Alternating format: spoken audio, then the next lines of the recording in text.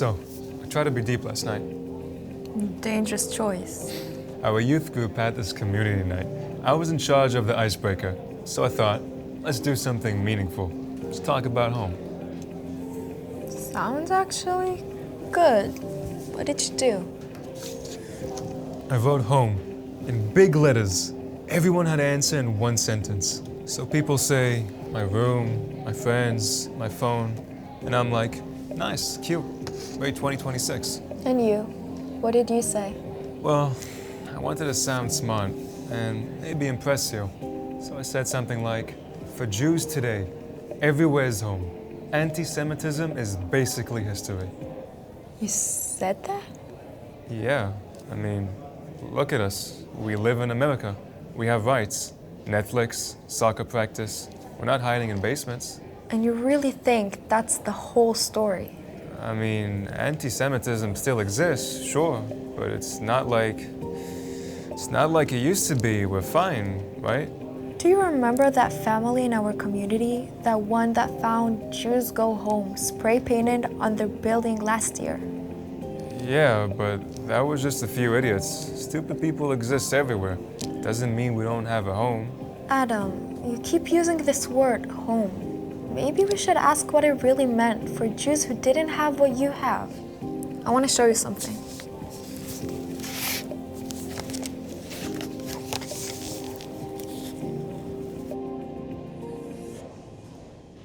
Do you recognize this? Passover Haggadah, right? Yeah, every year at the very end, Jews around the world say, next year in Jerusalem.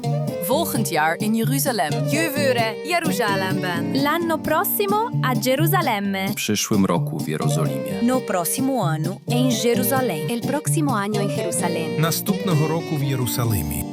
For hundreds of years, in tiny towns and big cities, in Europe, in the Middle East, in North Africa, in Ethiopia, Jews ended the Seder with the same sentence. Okay, but did they really mean it? Or was it just like saying, see you next year in a nice religious way? That line wasn't just poetry. It was a code for a dream. We don't only want to survive wherever they let us live. We want a place that is truly ours. Okay, we definitely left Tel Aviv. Come on. They said the same words we did at Seder. Just no silver plates, no fancy suits. For them, this line isn't a slogan. They're living in a place where they're always a little bit temporary. They know this town isn't really theirs at any moment. The rules can change. שנה ג'איה ואושלים. שנה הבאה בירושלים. Next year in Jerusalem. It's kind of crazy. Different languages, different foods, different clothes, and they all finished the night with the same sentence. That's the point. They didn't all agree on everything, but they shared one dream. Someday, a real home. A Jewish home.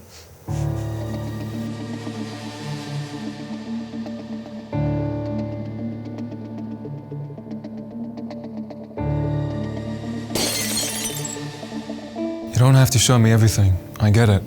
I'm not showing you everything.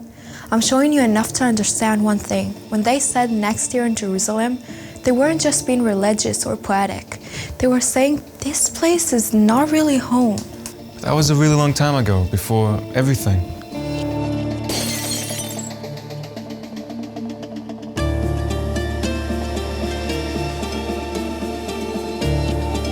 After centuries of living as guests or strangers in other people's countries, the Holocaust didn't just kill people. It killed the illusion that we can just live anywhere and everything will be fine. So when people say never again, it's not just never again a Holocaust. It's also never again without a home. Exactly. Hundreds of thousands of survivors had nowhere real to go. That's part of the story Ben-Gurion was living in. That's the world he looked at when he thought about home. Is this Israel already? Not yet Israel officially, but for people arriving here, it felt like something more than just a country. It felt like a second chance at home. Ben-Gurion used to say that the day he came to this land was like his second birthday. For him, being born in Europe gave him life. Coming here gave that life a home. So His home wasn't just his apartment or his family, it was a country? A country and a story. A place where Jews weren't just tolerated guests, but the ones building and shaping the future. I never thought of home as a story. For me, it's just where my stuff is. For Ben-Gurion's generation, home had to be bigger than a room or a neighborhood. It had to be something that could survive history.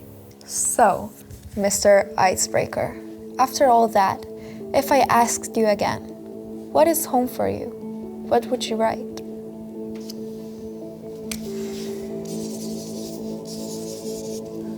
Home is where you're safe, and where you belong to the story, not just the furniture. Too cheesy. It's a good start. But I still live in America. I have life there, friends, school, everything. So what does the Jewish home, Israel, this whole story, have to do with me? That's a big question, Adam. After everything the Jews went through, after all those years of saying next year in Jerusalem, after Ben-Gurion and others turned the dream into something real, where do you fit into that story if your home is somewhere else?